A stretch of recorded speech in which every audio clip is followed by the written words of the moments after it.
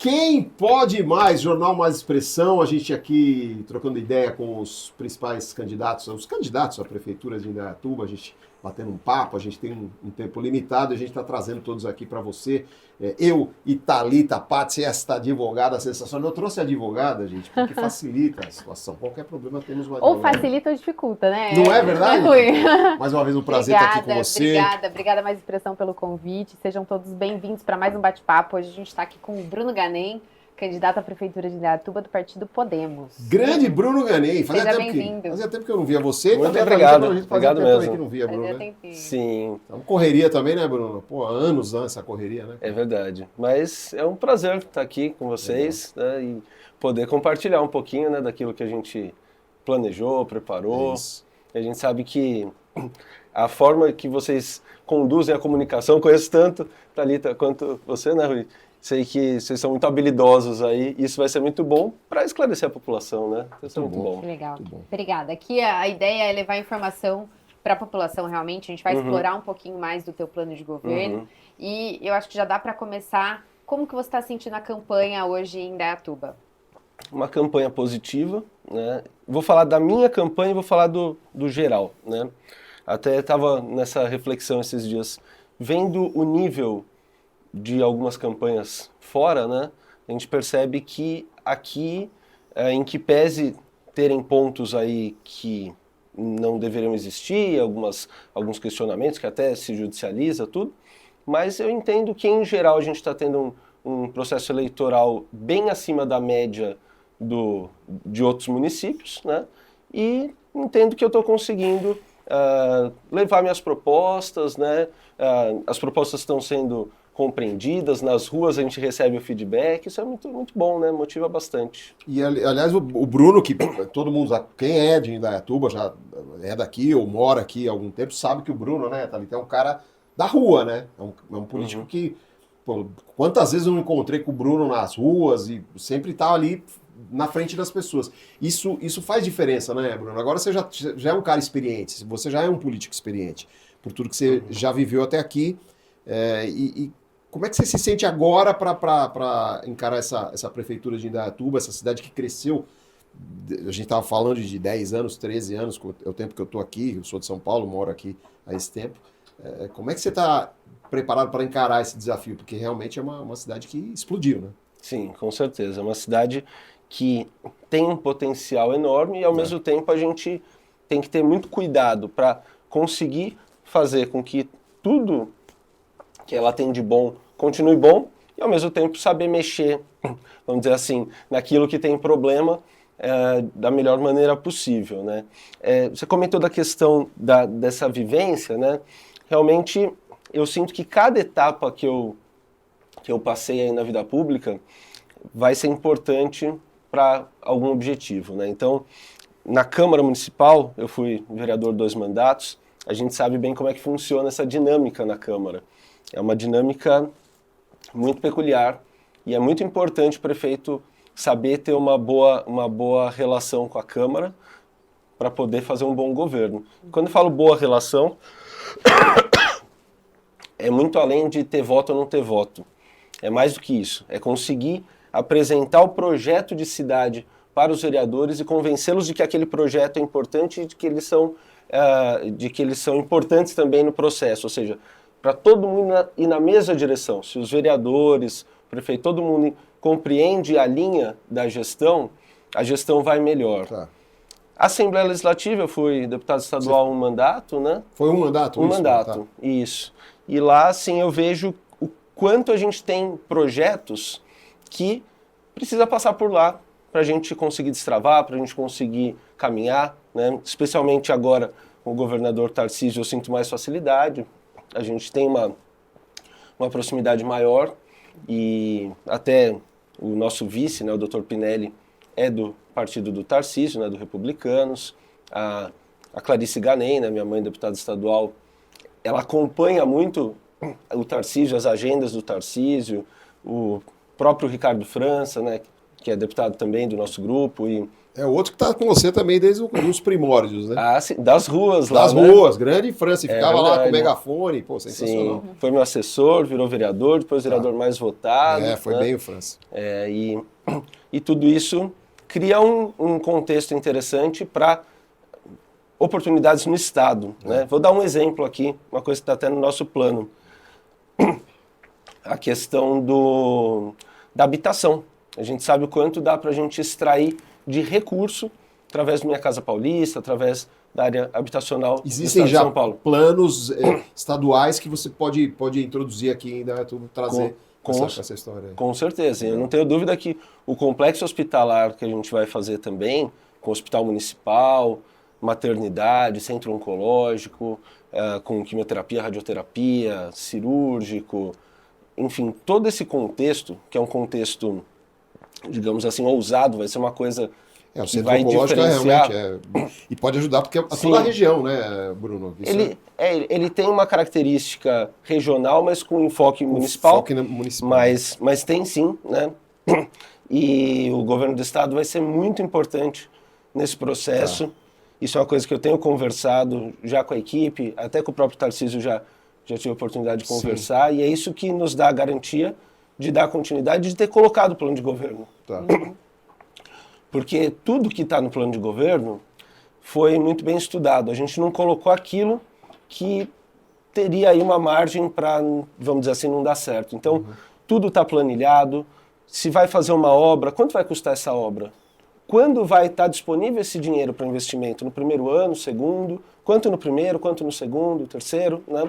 Então, tudo isso foi pensado. Essa parceria entre a Câmara e a Prefeitura é muito importante, porque a gente sabe que os vereadores hoje são um braço do prefeito, eles trazem as demandas da população, e aí também se soma com o Estado, como o senhor estava falando, de trazer esses projetos estaduais também já para implementação municipal. E falando nisso, já entrando também aqui no assunto de saúde, a gente tem visto que tem muita demanda, tem algumas reclamações. Eu imagino que o seu plano de governo foi feito também atendendo a essas reclamações da população. E eu fiquei curiosa porque tem uma pauta da psicossocial. Como que seria essa rede psicossocial? Como que o senhor implementaria isso para as doenças mentais graves aqui em Indaiatuba? A saúde mental, ela talvez seja o epicentro da nossa estratégia de melhoria da qualidade de vida da nossa cidade. Porque uma coisa vem puxando a outra. Bom, quando a gente olha para a cidade como um todo, a gente tem tanta coisa boa, mas quando a gente olha para a saúde como um todo, a gente vê que é onde está com mais problemas, né? Seja na questão das mais diversas áreas, a própria fila, tudo. Agora, a saúde física, ela passa antes pela saúde mental. E o nosso... Tô sem voz. Então tem como... Toma uma água, vai tranquilo. Fica tranquilo. Eu tô... E agora? agora? Você tá usando a voz, hein? Oh. Então, tô usando bastante. Agora acho que foi. Vamos lá. Aí o que acontece? A saúde mental, o nosso grupo trabalha bastante. Começou em relação a um trabalho que eu fiz com a Clarice Ganem, em relação, antes dela ser deputada, eu era deputado estadual, em relação ao autismo. Hoje a gente foi expandindo, né, a nossa vivência em relação a isso para o TDAH, as neurodiversidades. A gente entende que existe um trabalho muito importante que precisa ser feito na questão da depressão, por exemplo, né? É importante entender que a depressão, o TAG, por exemplo, a ansiedade, está associada também, às vezes, a condições de neurodivergência, por exemplo. Então é tudo muito interligado. E tudo isso, a gente precisa ter uma estrutura, e essa estrutura, ela passa não só pela centralidade, né, que é necessária, existe, mas também fazer com que ela chegue tanto nos bairros quanto nas escolas, que também acaba sendo os bairros, né? Então são várias frentes de atendimento em relação à saúde mental, né? Então, vou passar uma abordagem, por exemplo, que tem a ver. A gente entende que a educação em Indaiatuba, em que pese ela ser destaque no IDEB, por exemplo, e a gente sabe bem por quê, a gente sabe quem faz, né? A gente sabe que tem um grupo ali, né, o pessoal que está de carreira e que tem conseguido manter ali uma linha muito bacana, mas ao mesmo tempo a gente tem uma dificuldade em relação à inclusão nas escolas. Quando a gente fala disso, é claro que a gente tem que estruturar, viabilizar profissionais para auxiliarem nessa inclusão. Ao mesmo tempo, a gente tem que entender a saúde mental dos alunos como um todo, né? E quando a gente pensa dessa forma, é claro que a gente precisa avaliar a questão daquilo que é mais recorrente, né? Hoje, uma pessoa que tem uma depressão, por exemplo, ela tem muita dificuldade para ter um tratamento, para poder ter um cuidado, tanto na questão psicológica quanto na questão psiquiátrica. A continuidade é muito difícil, a gente recebe as reclamações. E tem uma coisa, Bruno, e a gente sabe disso, isso é uma coisa, para quem é um pouquinho mais velho como eu, um sênior, a gente sabe que tem a história da saúde mental. Antigamente era, não, isso é doença de rico. O pobre não tem problema de saúde mental. E não é assim. Hoje em dia, ainda mais, a gente vê um número crescente de pessoas, de crianças, de adolescentes, de jovens. Virou uma questão de saúde pública. Saúde pública. Exatamente. Nós estamos em pleno Setembro Amarelo, que deveria... deveria não, a intenção do Setembro Amarelo é justamente mostrar tudo isso, envolve essa coisa da saúde mental. Então é uma coisa que precisa ser trabalhada, a gente sente isso, né? Basta conviver um pouco com algumas pessoas, né, Thalita, né, Bruno? A gente sente isso muito, muito forte, muito latente na sociedade. Sim, né? Com certeza. E a crítica que a gente tem em relação à forma que é conduzida a saúde mental em Indaiatuba, eu preciso registrar que é uma questão, infelizmente, generalizada nos municípios. A saúde mental não é valorizada em praticamente nenhum município. Eu tenho críticas em relação à saúde em Indaiatuba, que eu acho que tem coisas aqui que está muito pior do que outros municípios, inclusive da região. Mas na saúde mental está ruim, mas infelizmente isso é generalizado. Por que eu estou falando isso? Porque quando a gente fala, por exemplo, da cardiologia, que a gente tem uma taxa de mortes muito superior, 6 vezes maior do que poderia ser se a gente tivesse angioplastia de resgate, cateterismo de resgate, a gente tem uma infinidade de exemplos para a gente ir lá e se espelhar. E a gente vai fazer isso, né, para poder implantar no nosso centro cardiológico. Porém, quando a gente fala da saúde mental, do ponto de vista público, a gente tem quase tudo por fazer. Carece da gente pegar um município embrionário. A gente vai fazer algo aqui que, da forma que a gente vai fazer, não existe em nenhum outro lugar do Brasil. Então, provavelmente vai servir até de exemplo para outras cidades. Exato, a gente vai servir de exemplo para outras cidades. Porque isso, Bruno, obviamente você deve ter isso no teu plano, mas isso aí é o quê? É escola, é hospital? Como é que você pretende fazer isso, melhorar essa saúde mental que falo para você, e nós sabemos, é cada vez pior, por conta de N motivos também, redes sociais, o mundo, a pandemia, né, que acabou atrapalhando muita gente. E esse é um ótimo gancho, Rui, porque a saúde mental mexe em todas as áreas que são abrangidas no plano de governo. Isso. Inclusive quando a gente fala de segurança pública. Porque se você tem uma pessoa que ela tá fora de si, que ela não tem esse controle, ou que ela tá estressada, ou o pai de família que perdeu o emprego, que tá com uma insegurança financeira e você não trabalha esse psicológico dele também, isso vai refletir na segurança pública. E a gente sabe que Indaiatuba tem, infelizmente, eu não sei se é divulgado isso, acho que é pouco divulgado. Como você disse, a gente está no Setembro Amarelo, mas tem um alto índice de suicídio para o tamanho da nossa população. Então, realmente é uma demanda que exige uma atenção, que bom que tem esse olhar, e é necessário realmente na saúde. E aí, falando também de escolas, Indaiatuba hoje é reconhecida pela educação, o nível de educação, como o senhor falou também. Qual é tendo em vista que a gente já tem uma fama boa, uma estrutura boa de educação, o que dá para melhorar? Sim, o principal em relação à educação é a inclusão, a gente vê essa dificuldade. Existe uma questão também de você conseguir pegar o IDEB, que está diferenciado, e fazer com que ele possa também auxiliar em algumas formas de desenvolvimento que vai um pouco além do IDEB, ou seja, hoje, isso conversando com os profissionais da educação, existe um foco muito grande em relação àquilo que o IDEB pede. Eu acho isso bom, eu acho que tem que ser assim, mas é possível, o passo, vamos dizer assim, o upgrade é continuar fortalecendo dentro do IDEB. O IDEB existe por um motivo, e é um motivo justo, né, bom, mas você conseguir ir desenvolvendo aquele ser humano, né, de uma maneira um pouco mais ampla, né, isso é algo que também tem um potencial muito bacana para a nossa cidade. A gente sabe que, para dar continuidade a esse trabalho, né, de fortalecimento no IDEB, a gente precisa e já fez, né, a identificação de onde está vindo, onde está escondida essa nossa riqueza. Essa riqueza será preservada, né?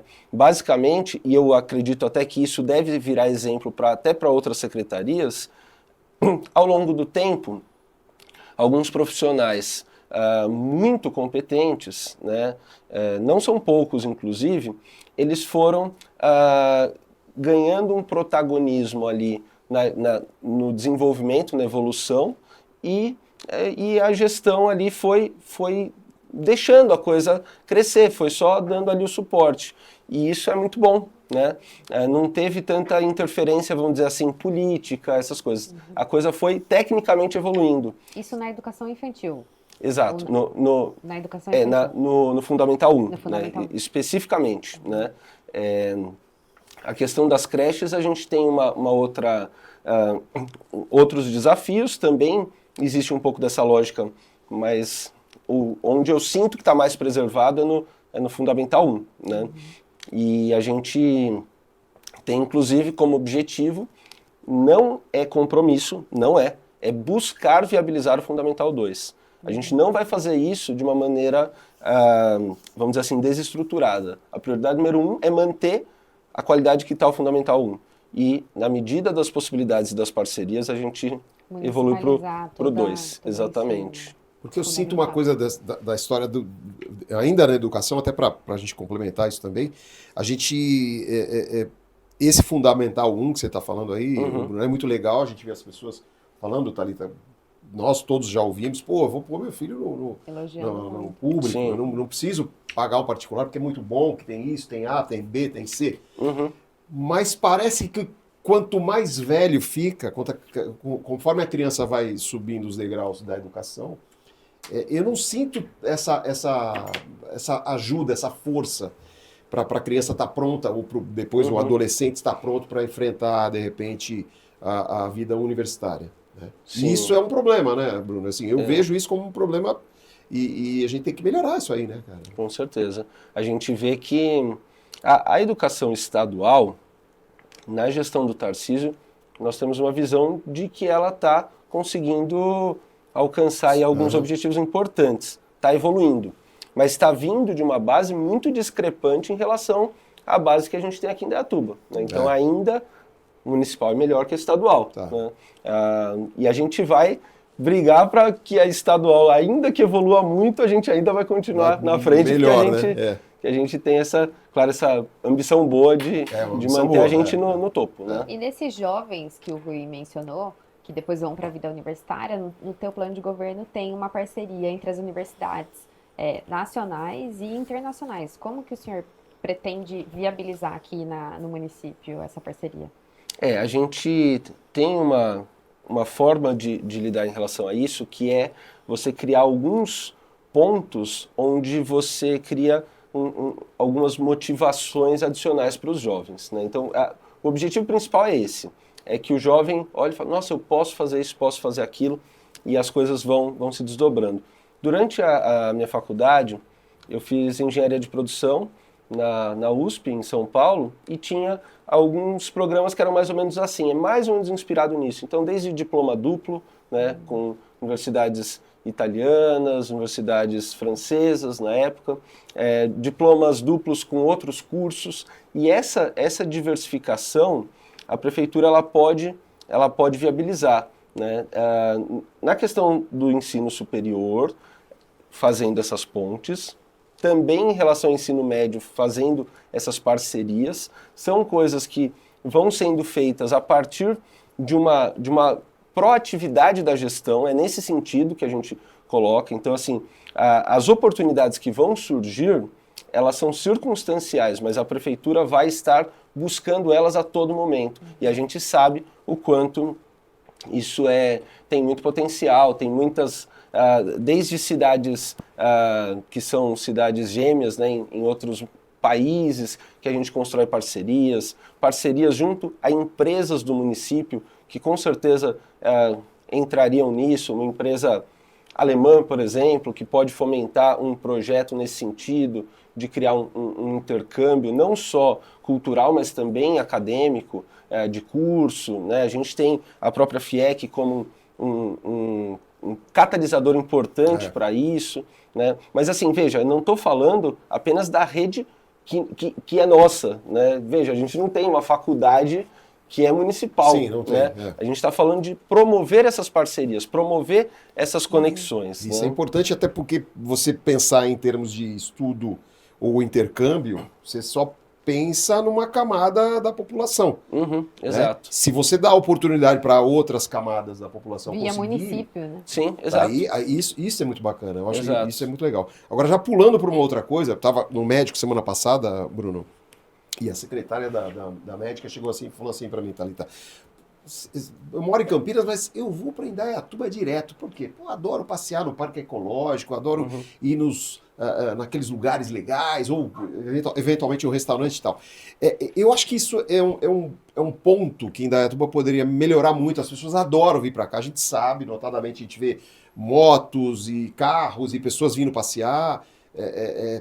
Como que a gente pode... Você tem uma ideia para fazer trazer essa coisa, aumentar o turismo Turismo a própria regional, cultura, né? o turismo regional, Sim. porque outras cidades têm, a gente tem notadamente Jundiaí, por exemplo, mas é mais perto de São Paulo. Tá, mas a gente poderia desenvolver isso melhor na cidade, aproveitar mais essa coisa do turismo em Indaiatuba, né? Com certeza. É uma coisa, esse é um assunto que me empolga bastante, Legal. porque eu participei bastante da parte criativa dele, claro, sempre com o protagonismo técnico. A gente tem uma equipe técnica que desenvolveu todo o plano de governo, mas nessa etapa eu participei bastante da parte criativa. E qual que é o desenho que a gente fez? A gente vai integrar várias áreas para promover isso. A gente acredita nesse turismo regional, esse turismo de fim de semana, né, do mesmo jeito que a gente sabe que muitos moradores de Indaiatuba saem, né, vão para a região aos finais de semana, isso é natural. A gente quer que aconteça o inverso, né, que pessoas de fora venham para cá cada vez mais, para fomentar basicamente o nosso comércio local, mas não só. Né? Então, assim, como que a gente vai desdobrar isso? Primeiro, cultural. A gente vai ter as praças, né, a gente tem uma série de praças temáticas que vão ser desenvolvidas que está no plano de governo. Fora isso, a gente vai ter a incubadora municipal de artistas, que vai tratar os artistas da cidade que quiserem como as incubadoras tecnológicas fazem, ou seja, pegar o artista, trabalhar não só a técnica dele, que é importante, mas também o aspecto empresarial. Hoje um artista, ele é uma empresa, ele envolve várias áreas, né, da gestão. Então, a gente vai estruturar esses artistas, inclusive do ponto de vista de torná-los até mais conhecidos, etc. Uma espécie de startup artística. Exatamente, é isso, né? E eu até falo que a gente quer ter shows aqui em Indaiatuba de artistas famosos. Sim. Que são de Indaiatuba. Que são de Indaiatuba. Então, assim, isso que não estou dizendo que não vai vir de fora. Não é, a gente tem muita flexibilidade, a gente entende toda a dinâmica. Mas imagina a gente ter vários artistas hoje da cidade que têm potencial e que a gente pode fortalecer e torná-los grandes marcas, grandes empresas, no fim das contas, né? Esses artistas, eles vão ter tudo, mas eles vão ter uma contrapartida. Eles vão também se apresentar aqui dentro desse circuito. Um treinamento geral, um preparo até empresarial para esses caras terem... Pô, isso é muito legal. Eles vão ter agenda nacional, tudo, e a gente vai fomentar isso, mas eles têm um compromisso, até a própria questão de recursos, tudo, mas eles vão ter apresentações aqui, eu tenho Muito certeza legal. que vão fazer isso com muita alegria, Sim, né? sim. Todo mundo Claro. gosta de estar Nada em melhor casa, que estar né? em casa. Exatamente. E quiçá um Rock in Dayatuba, né? Rock in Então, Rio aí vai ser fichinha. Rock in Dayá. Rock in Dayá. Rock in Dayá, na frente do córrego. Lá os caras fazem perto É do mar. importante. Mas é enfim, importante. isso é bacana, eu acho importante. E aí tem esse lado turístico. Então, continua, desculpa, Bruno. Não, é que a ideia ela é meio longa, mas Entendi. assim, eu vou dar uma agilizada. Você puxa, né? Você puxa para a cidade o público através dessas atrações culturais, através de um circuito gastronômico, dos nossos restaurantes, os nossos pontos turísticos. A gente vai ter uma espécie de passaporte, onde a pessoa vai frequentando e vai carimbando Sei. ali, e ao final daquilo ela ganha um certificado, né, algo que é simbólico, mas que a gente sabe que é divertido, a pessoa bacana. vai, pô, já tenho 5, falta mais tantos, e isso vai fazendo as pessoas rodarem. As pessoas de fora e, obviamente, as pessoas daqui também, né? E tudo isso... Até porque Indaiatuba cresceu muito. Eu sou nascida aqui, tem muitos lugares de Indaiatuba que eu não conheço. Não, Que a restaurante, gente não bar, sabe né? que tá crescendo tanto. É muito dinâmico, né? E- Até um exemplo é São Roque, Bruno. São Roque é uma cidade próxima aqui da gente. Sim. São Roque criou aquela história da estrada do vinho ali. Aham. Pô, ficou um negócio fantástico, assim. Exato. Não dá pra comparar, lógico, com o Napa lá nos Estados Unidos ou a própria Itália, mas é um negócio muito bacana. Então a Com gente podia ter certeza. uma coisa mais... A gente tem lugares muito legais em Indaiatuba. Eu não conhecia o mosteiro, eu fui esses dias no mosteiro sem É querer. lindo. Sim. Aquele lugar é fantástico. Tem muito potencial, né? assim, Sim. turístico. Inclusive, no domingo eu estava conversando lá em Videira sobre isso, né? Tem São Roque, tem Santa Teresa, que Santa faz Teresa, né? é um circuito muito bacana. Olha a riqueza que a gente tem, que a gente pode Tudo potencializar. perto, a gente tem o né? Lambra, que Exato. tem outro exemplo lógico. é um case de sucesso, vamos dizer assim, né? E todo mundo que vier para cá, aí tem um fator interessante. A gente vai sempre criar uma comunicação, a pessoa que veio para cá, no sentido de mostrar as oportunidades que a cidade tem para investir. Para investir, né? isso aí. Traga a sua empresa para cá, gere emprego aqui, Sim. etc. Então isso é uma linha que também está dentro desse todo aí, né? Bacana, muito É legal. porque é uma forma de você motivar o próprio mercado local, a empregabilidade das pessoas Uhum. aqui, a economia local, né, o dinheiro de Indaiatuba ficarem em Indaiatuba. Porque Exatamente. muitas cidades aqui ao redor, que são cidades menores, eu vejo Montemor, Cardeal, Ilhas Falsas, são cidades menores que estão ao redor de Indaiatuba, elas não ficam, as pessoas não ficam lá, as pessoas vêm para Indaiatuba. Sim. Então, as cidades têm esse problema municipal, né? Então, que bom que tem vai ter esse incentivo Uhum. das pessoas continuarem em Indaiatuba, não terem que ir para Campinas, para Itu, para São Roque, apesar de serem lugares turísticos interessantes, que a gente vai poder incentivar a pessoa a não sair da cidade e incentivar a economia local aqui também, né? Sim. E pensando em empregabilidade e desenvolvimento econômico, que também vem como consequência aí do turismo, a FIEC é hoje um lugar que você tem muita mão de obra qualificada que as próprias empresas às vezes pedem, né? Ó, eu preciso de um técnico de tal coisa. Ele vai buscar na FIEC, que é em Indaiatuba. Então as empresas têm também esse incentivo de estarem aqui e conseguirem mão de obra aqui. O que tem no seu plano de governo que vai incentivar ainda mais essa questão? A FIEC foi fundamental nesse desenvolvimento que a cidade teve do ponto de vista industrial, do ponto de vista econômico. E, com certeza, a gente tem um compromisso muito forte de potencializar. A FIEC viveu vários momentos, vários períodos. Na nossa interpretação, a gente já teve momentos assim de maior, vamos dizer assim, protagonismo, né? Não estou dizendo que não tenha protagonismo hoje, eu estou dizendo que já teve mais, né? Tiveram momentos assim onde a integração entre a FIEC e as empresas era assim extrema, e eu acho que esse é o ponto, né? O X da questão.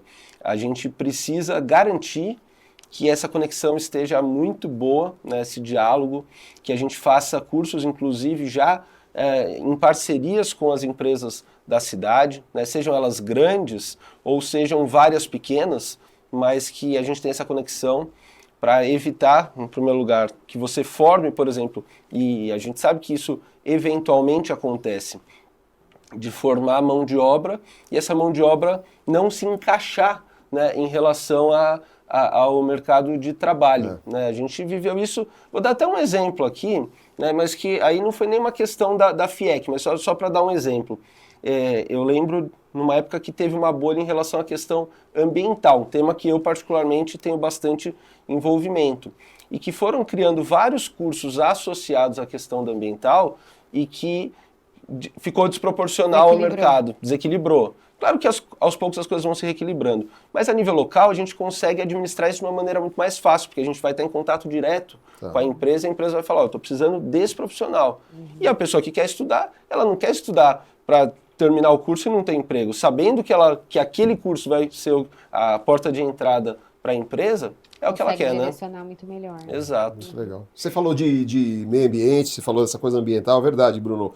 Lembro muito de você falando sobre essa causa do meio ambiente. E hoje, o que você pensa como plano para Indaiatuba? O que você acha que precisa ser feito, o que precisa melhorar nesse sentido aí? A gente sabe, é nítido, são os problemas que a gente tem com esse crescimento da cidade, mas o que você tem de plano para isso aí, para o teu governo? Uma coisa que você gosta bastante também. Sim. Bom, eu vou deixar a arborização urbana por último, que é a parte que eu tenho uma conexão pessoal com esse tema, mas eu acho que tem coisas que são até mais urgentes. Né? O que eu vejo que é urgente do ponto de vista ambiental em Indaiatuba? Tudo aquilo que está associado à água. Né? Então, desde você ter uma melhoria em relação à gestão das nascentes, né? Cuidar dos nossos mananciais, isso é fundamental para a gente garantir água e água com qualidade. Né? A gente, vez ou outra, recebe aí informações a respeito do Rio Jundiaí, tem até algumas recentes que a gente está averiguando, né? Mas a gente tem que garantir que o poder público seja muito sério na gestão de tudo, né? Especialmente relacionado diretamente ou indiretamente a resíduos. Né? Poluição no próprio Rio Jundiaí. Exato. A gente tem a necessidade de melhorar a área permeável da cidade. Né?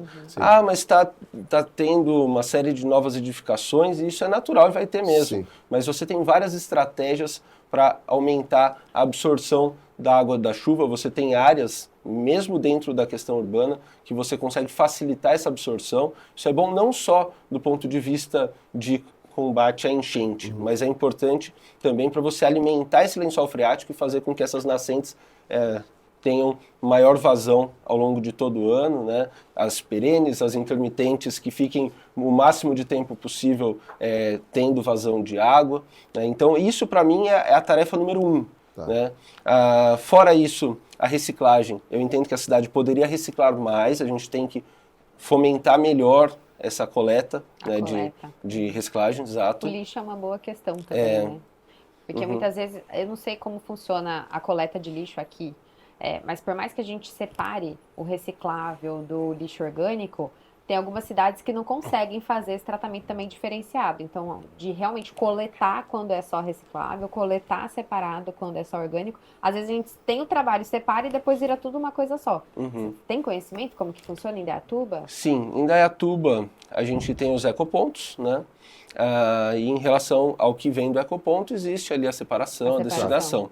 Tem as centrais de triagem. Assim, sim, exato. E condomínios, em muitos casos, né, em geral, tem também a separação.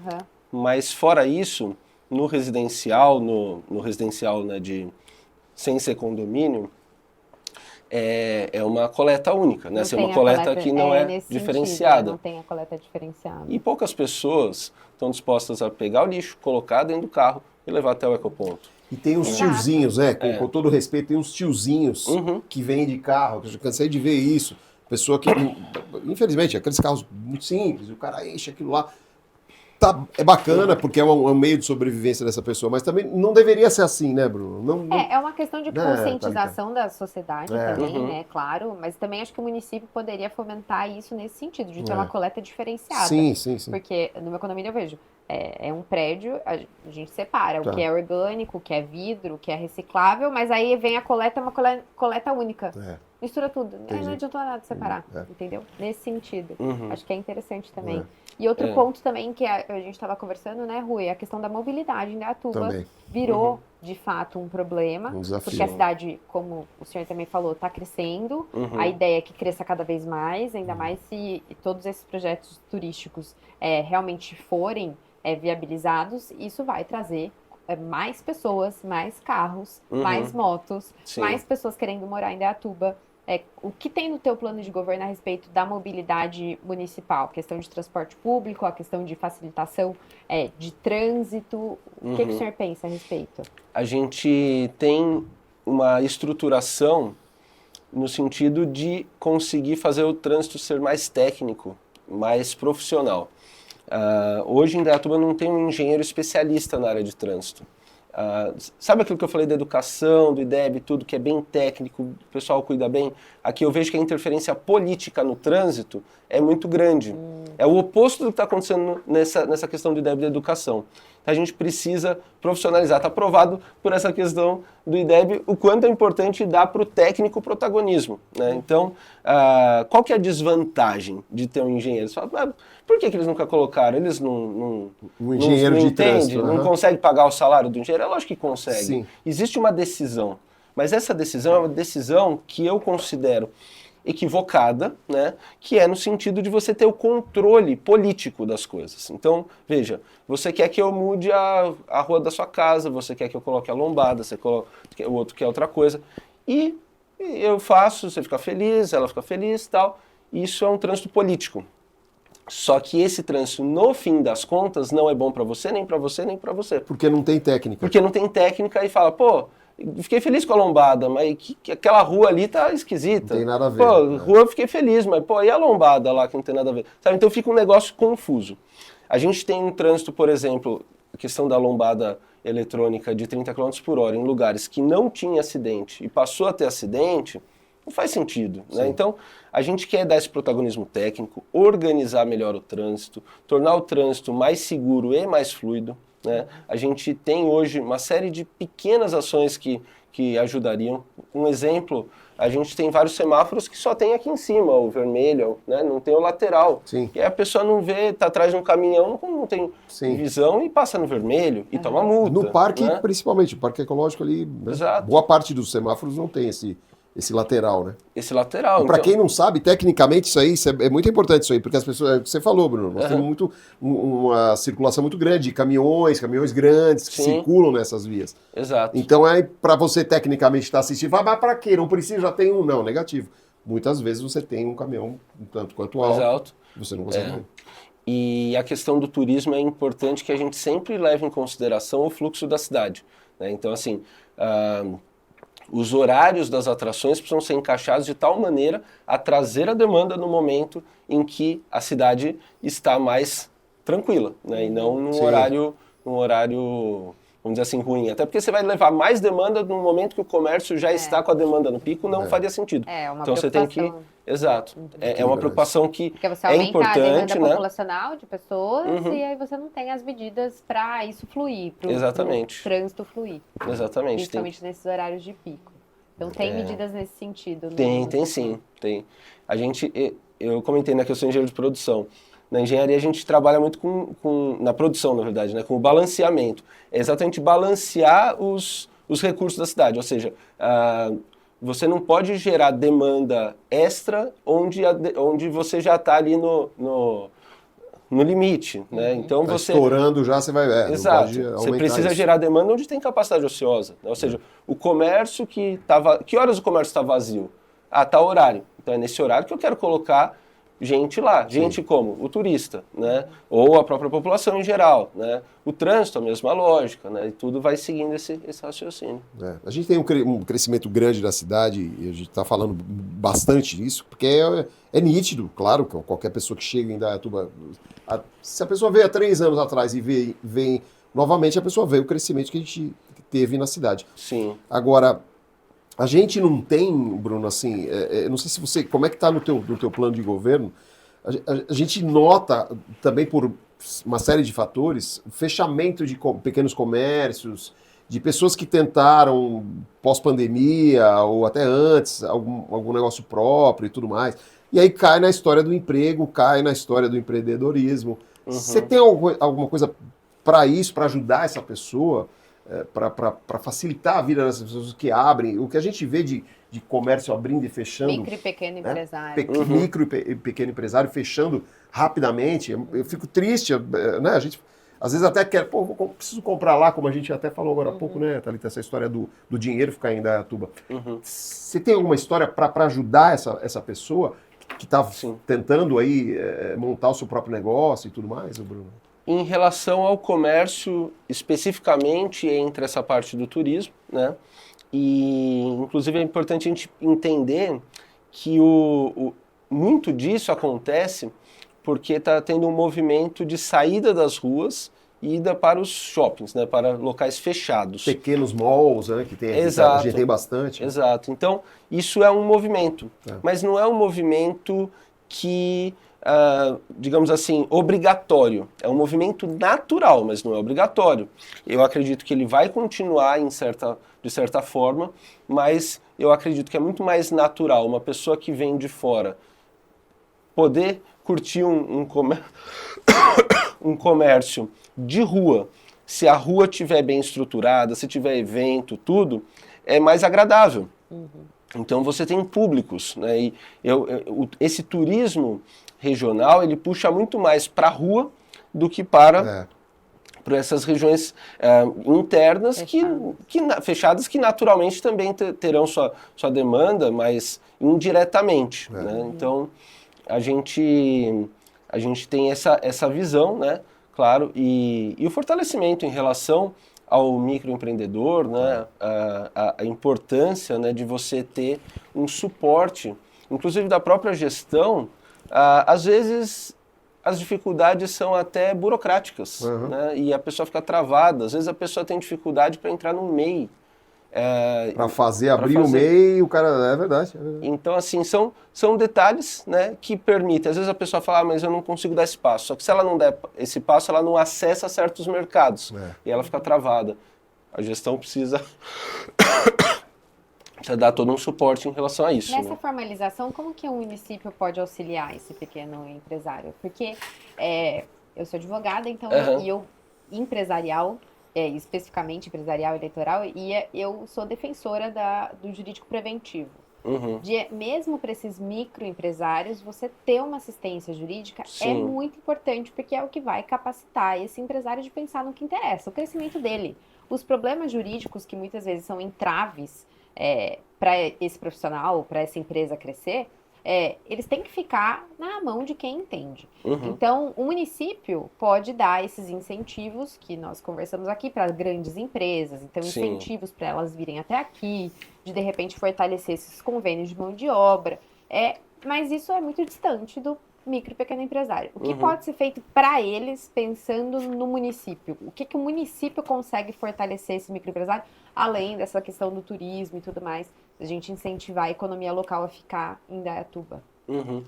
O principal é, dentro da própria gestão, a gente ter esse trabalho de acolhimento, né, esse balcão de acolhimento, pode ser físico ou virtual, inclusive, né, para conseguir dar um suporte customizado. Cada microempreendedor tem uma história, tem uma situação, tem um objetivo.